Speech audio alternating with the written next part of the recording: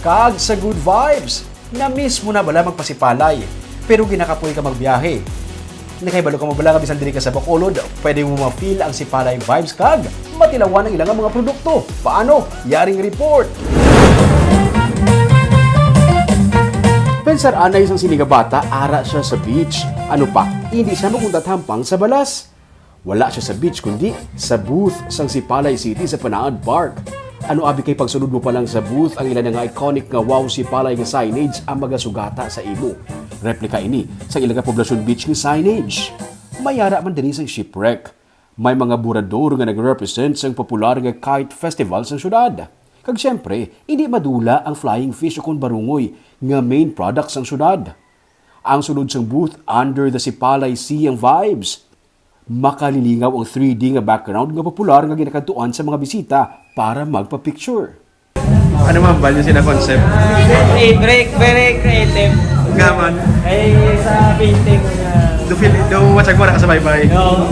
Do ka realistic. Okay. Sunod sa tourism officer sa syudad nga si Jack Lacson, hindi lang ang mga popular nga tourist attractions sa Sipalay ang ari diri.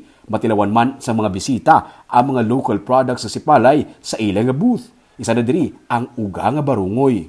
Ano damo kita gina-offer of course aside sa amon nga mga tourist attractions, no mga gina-feature namon nga tourist attractions, damo kita local products nga gindala diri no para ma-share namon sa mga guests and of course sa mga Bacolod City residents.